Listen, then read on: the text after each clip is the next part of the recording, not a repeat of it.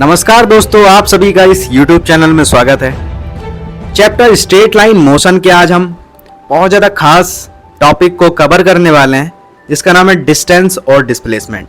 देखो दोस्तों, ये आपको सुनने में तो थोड़े इजी टॉपिक लग रहे होंगे, लेकिन आज की इस पर्टिकुलर वीडियो में मैं आपको इन दोनों ही डिस्टेंस और डिस्प्लेसमेंट से कुछ ऐसी खास चीज़ें बताने वाला हूँ जो नीट जैसे एग्जाम के पॉइंट ऑफ व्यू से काफी ज्यादा इंपॉर्टेंट है और उनसे क्वेश्चन भी पूछे जाते हैं। तो जल्दी से हम करते हैं वीडियो को स्टार्ट, और आई होप आपको ये वीडियो काफी ज्यादा पसंद आएगी, और मैं आपसे ये आशा करता हूं कि आप ये वीडियो अंत तक देखेंगे और सीख के जाएंगे कुछ ना कुछ। तो चलिए वीडियो को जल्दी से स्टार्ट।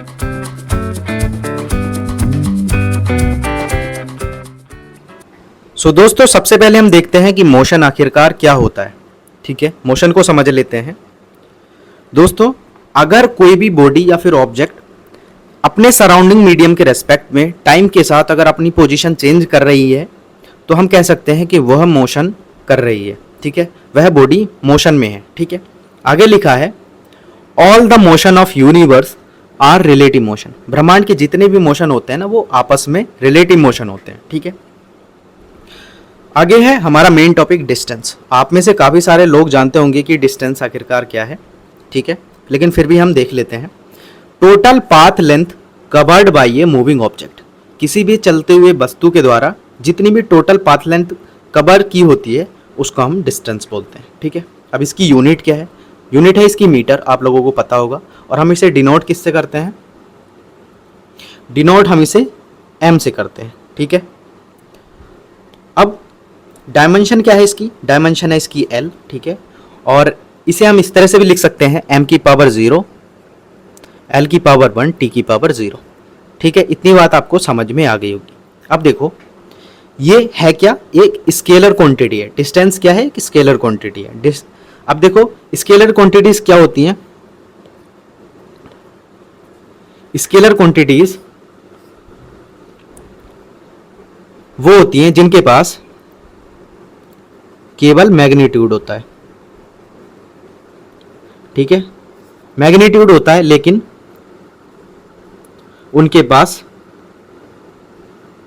डायरेक्शन नहीं होती। इतनी बात आपको समझ में आ गई होगी। ठीक है, अब देखो, ये क्या है? एक पाथ डिपेंडेंट क्वांटिटी है। It depends on path. ठीक है, अब हम यहां पे लिख सकते हैं it is a path dependent quantity. ठीक है, अब देखो, किसी भी दो फिक्स्ड पॉइंट के बीच में जाने के लिए इनफाइनाइट नंबर ऑफ पाथ हम क्रिएट कर सकते हैं। अब देखो, जैसे कि यहाँ पे हम देख सकते हैं, यहाँ पे एक सिनेरियो है। अगर पॉइंट हमें ए से बी तक जाना है, तो यहाँ पे इनफाइनाइट नंबर ऑफ पाथ हम क्रिएट कर सकते हैं ए से बी तक जाने के लिए। अब देखो, एक यहाँ पे स्ट्रेट लाइन भी बनता है, यहाँ से भी जा सकते हैं, ये शॉर्टेड डिस्टेंस होगा। अब ये कर्व टाइप बन रहा है, यहाँ से भी हम बी तक जा सकते हैं, ए से। अब एक ये लंबा सा, ठीक है, जिगजैग टाइप एक पाथ बन रहा है, यहाँ से भी जा सकते हैं। तो हम कह सकते हैं कि डिस्टेंस के केस में हम infinite number of scenario create कर सकते हैं, अगर हमें पॉइंट बी से ए से बी तक जाना हो तो। ठीक है, केवल डिस्टेंस के केस में। ठीक है, आगे बढ़ते हैं। हमारा टॉपिक आता है डिस्प्लेसमेंट। अब देखो, डिस्प्लेसमेंट भी आप लोगों को पता होगा, लेकिन मैं फिर भी बता देता हूँ। ठीक है, इसकी डेफिनेशन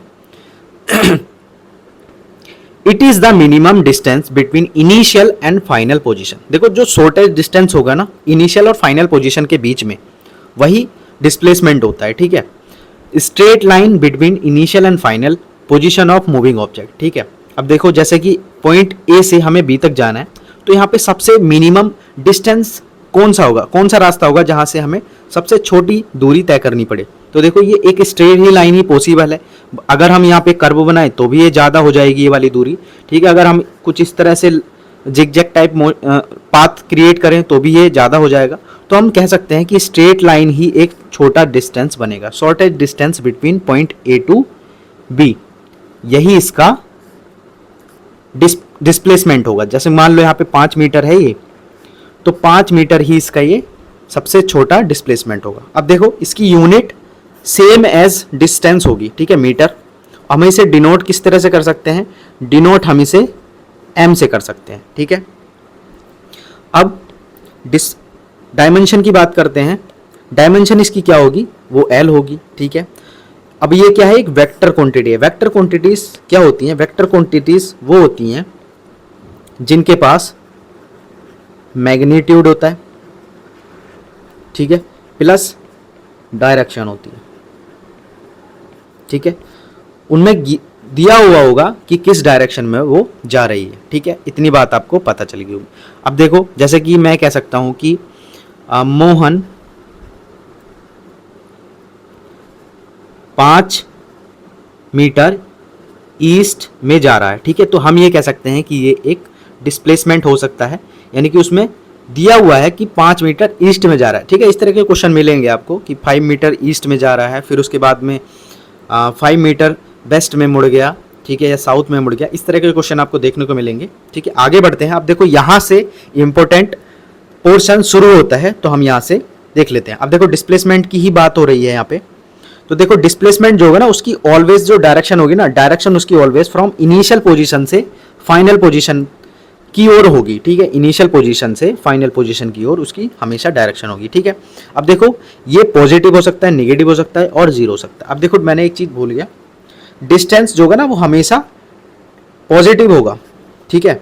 अगर कोई भी ऑब्जेक्ट दूरी तय कर रहा है, ठीक है, किसी पर्टिकुलर टाइम में, तो वो हमेशा डिस्टेंस जो कवर करेगा वो डिक्रीज नहीं करेगा और नेगेटिव नहीं होगा, केवल डिस्टेंस के केस में, ठीक है। इतनी बात ध्यान रखना, ठीक है। और ना ही वो जीरो होगा, जीरो भी नहीं होगा। लेकिन डिस्प्लेसमेंट के केस में वो पॉजिटिव भी हो सकता है, नेगेटिव भी हो सकता है और जीरो भी हो सकता है, ठीक है। अभी हम देखेंगे कैसे होगा। अब देखो, it is a independent of path. अब ये हम कह सकते हैं कि डिस्प्लेसमेंट जो है वो पाथ इंडिपेंडेंट होती है, ठीक है। डिपेंड्स ऑन ओनली, ये किस चीज पे डिपेंड्स करती है कि इनिशियल पोजीशन और फाइनल पोजीशन। क्यों? क्योंकि देखो, फाइनल, अगर मान लो ए एक इनिशियल पोजीशन है और यहाँ पे जाके बी फाइनल पोजीशन बन जाती है, तो केवल ये स्ट्रेट लाइन ही हमें डिस्प्लेसमेंट देगा। तो हम कह सकते हैं कि इनिशियल पोजीशन और फाइनल पोजीशन पर डिपेंड करता है डिस्प्लेसमेंट, ठीक है। अब देखो, ये पॉजिटिव भी हो सकता है, नेगेटिव भी हो सकता है और जीरो भी हो सकता है। कैसे हो सकता है, अब ये हम देखते हैं। यहाँ पे एक मैंने सिनेरियो क्रिएट किया है। देखो, पॉइंट ए से बी तक हमें जाना है, ठीक है। तो यहाँ से एक स्ट्रेट लाइन बनेगी, यही डिस्प्लेसमेंट होगा। माना कि ये 5 मीटर है, तो इसका डिस्प्लेसमेंट 5 मीटर हो जाएगा। अब देखो, हमें पता है कि डिस्प्लेसमेंट बराबर क्या होता है, फाइनल माइनस इनिशियल पोजीशन। तो फाइनल इसकी क्या है, 5 मीटर, और इनिशियल क्या है, जीरो। जीरो से स्टार्ट किया था ना उसने, तो ये होगा, ठीक है। इसका डिस्प्लेसमेंट 5 मीटर हो जाएगा। अब यहाँ पे देखो, एक बॉडी है, हमने ये माना कि यहाँ पे जीरो रेफरेंस पॉइंट से ये इस पोजीशन तक गया, ठीक है। यहाँ से उसने मोशन शुरू किया, उसके बाद में यहाँ तक आ गया। अब देखो, इनिशियल पोजीशन ये हो जाती है, ठीक है। इनिशियल पोजीशन ये हो जाती है और फाइनल पोजीशन ये हो जाती है, ठीक है। फाइनल पोजीशन कुछ इस तरह से हो जाती है। अब देखो, यहाँ पे इनिशियली उसने जीरो से स्टार्ट किया था और आखिर में इधर आ गया -2 की ओर, ठीक है। तो अब देखो, डिस्प्लेसमेंट क्या हो जाएगा इस केस में, डिस्प्लेसमेंट हो जाएगा फाइनल माइनस इनिशियल पोजीशन। तो फाइनल क्या है उसकी, -2 -0, तो इसका डिस्प्लेसमेंट बन जाता है -2। इतनी बात आपको समझ में आई। अब ठीक है, यूनिट इसकी मीटर भी हो सकती है, किलोमीटर भी हो सकती है, ठीक है। ये आप पे डिपेंड करता है कि क्या आप लेते हैं, ठीक है। अब देखो, जीरो डिस्प्लेसमेंट कब होगा, जीरो डिस्प्लेसमेंट जब होगा जब कोई भी ऑब्जेक्ट अपनी पोजीशन से सेम पोजीशन पे लौट के आ जाए कुछ डिस्टेंस कवर करने के बाद। अब देखो, यहाँ से उसने मोशन शुरू किया, उसके बाद में फिर कुछ इधर गया, फिर यहाँ पे आया, फिर यहाँ पे आके रुक गया, अपनी सेम पोजीशन पे वो आ गया, ठीक है। तो हम कह सकते हैं इस केस में कि डिस्प्लेसमेंट बराबर फाइनल माइनस इनिशियल। अब देखो, फाइनल मानो कि जीरो है, तो जीरो माइनस जीरो बराबर जीरो। अगर माना उसने 5 मीटर से शुरू किया, तो 5 माइनस 5 ये जीरो हो जाएगा। तो इससे भी हम कह सकते हैं कि जीरो डिस्प्लेसमेंट उसने कवर किया। अब देखो, एक एग्जांपल देता हूँ जीरो डिस्प्लेसमेंट का। आपने देखा होगा क्रिकेट देखते होंगे आप, तो क्रिकेट में जब कोई खिलाड़ी वापस से पिच में, ठीक है, रन लेकर अपनी पोजीशन पे चला जाता है, तो उस केस में जो डिस्टेंस उसने डिस्प्लेसमेंट कवर किया हुआ होता है वो जीरो होता है, ठीक है। ठीक है, यहाँ से गया, उसके बाद में फिर वापस गया, तो यानी कि 2 रन लिए उसने, तो हम कह सकते हैं कि इस केस में उसने डिस्प्लेसमेंट जीरो कवर किया है, ठीक है। इतनी बात आपको समझ में आ गई होगी। अब देखो, सबसे इंपॉर्टेंट, डिस्टेंस हमेशा ना ग्रेटर और इक्वल टू डिस्प्लेसमेंट होगा, ठीक है। ये बात आपको ध्यान रखनी है, डिस्टेंस हमेशा ग्रेटर और इक्वल टू डिस्प्लेसमेंट होगा, ठीक है। अब देखो, अगर किसी केस में डिस्टेंस बराबर है डिस्प्लेसमेंट के, तो हम कह सकते हैं बड़ी ही आसानी से कि वह मोशन स्ट्रेट लाइन मोशन है। ठीक है, कैसे? अब देखो, अगर एक बॉडी, ठीक है, इस पॉइंट ए से पॉइंट बी तक जा रही है, तो इस केस में डिस्टेंस भी 5 किलोमीटर होगा और डिस्प्लेसमेंट भी 5 किलोमीटर होगा। क्यों? क्योंकि एक स्ट्रेट लाइन यही डिस्प्लेसमेंट हो जाएगा और यही इसको द्वारा एक्चुअल पाथ कवर किया गया है, जो कि है डिस्टेंस, ठीक है, 5 किलोमीटर। तो हम कह सकते हैं कि डिस्टेंस बराबर है डिस्प्लेसमेंट के इस केस में, तो ये एक स्ट्रेट लाइन मोशन बन रहा है। ठीक है, स्ट्रेट लाइन बन रही थी ना पॉइंट ए से पॉइंट बी के बीच में। ठीक है, अब देखो, डिस्टेंस अपॉन डिस्प्लेसमेंट हमेशा ग्रेटर और इक्वल टू 1 होगा, इसका रेशियो। ठीक है, डिस्टेंस अपॉन डिस्प्लेसमेंट का रेशियो ग्रेटर और इक्वल टू 1 होगा।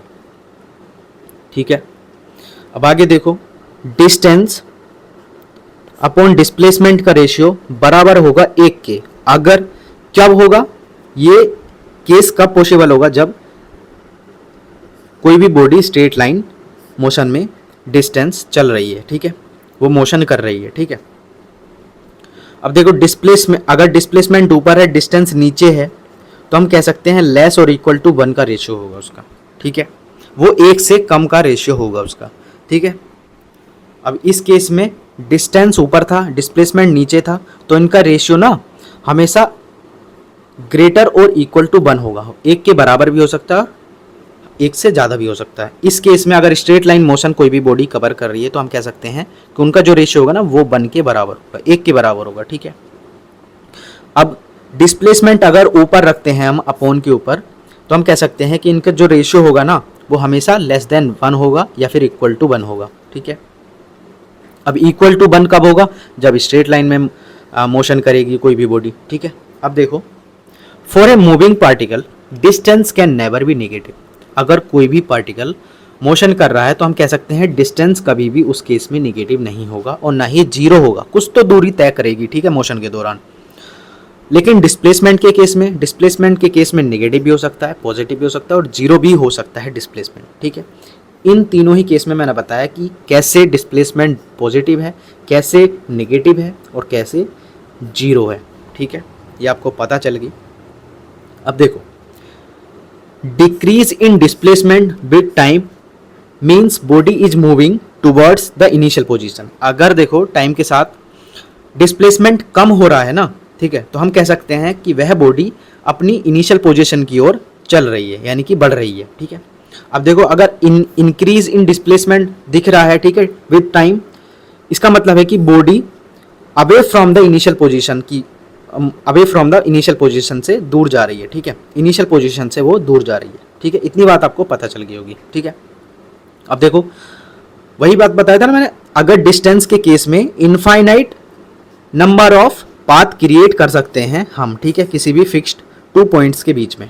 अब देखो, एक पॉइंट ए है, ये पॉइंट बी है, तो हम इन 2 पॉइंटों के बीच में infinite number of path create कर सकते हैं। देखो, एक पाथ ये बनता है, एक रास्ता ये बन जाता है, दूसरा रास्ता कुछ टेढ़ा मेढ़ा जिग-जैग टाइप ये बन जाता है, और भी हम बनाना चाहें कुछ इस तरह से, इधर गया फिर जाके इधर आ गया, तो ये भी एक पाथ है। ठीक है, आखिरकार हम केवल पॉइंट ए से बी की ओर ही जा रहे हैं। ठीक है, हर एक सिचुएशन में, चाहे पाथ ये वाला कवर करें चाहे ये वाला करें। ठीक है, तो इनफाइनाइट नंबर ऑफ पाथ हम यहाँ पे बन सकते हैं पॉइंट ए से बी की ओर। ठीक है, इसका मतलब है कि डिस्टेंस के केस में हम इनफाइनाइट नंबर ऑफ पाथ हम यहाँ पे जनरेट कर सकते हैं, क्रिएट कर सकते हैं। ठीक है, अब देखो, डिस्प्लेसमेंट के केस में क्या होगा?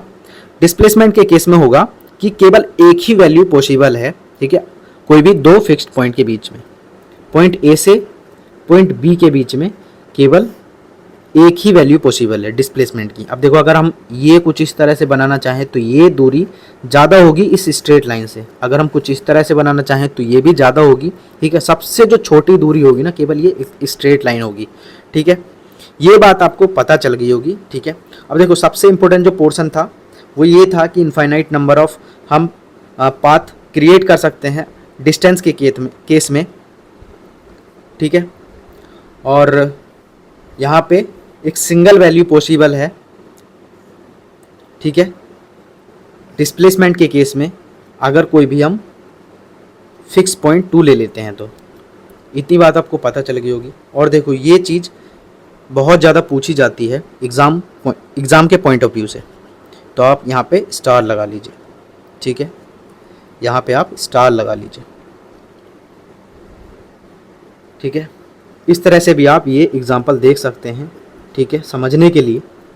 सो दोस्तों, कैसे लगी आपको वीडियो हमें कमेंट करके बताइए, और आपने अगर चैनल को सब्सक्राइब नहीं किया है तो चैनल को सब्सक्राइब कीजिए। और इस वीडियो के पीडीएफ नोट्स मेरे टेलीग्राम चैनल पे मिल जाएंगे, आप जाके टेलीग्राम चैनल को ज्वाइन कीजिए। वहाँ से फ्री ऑफ कॉस्ट इस तरह के एनिमेटेड और काफ़ी कलरफुल वे में आपको नोट्स वहाँ पे मिल जाते हैं। तो thanks for watching this video guys. और हाँ, आपने अगर सब्सक्राइब नहीं किया चैनल तो सब्सक्राइब कीजिए, लाइक कीजिए वीडियो को और शेयर कीजिए विद योर फ्रेंड्स।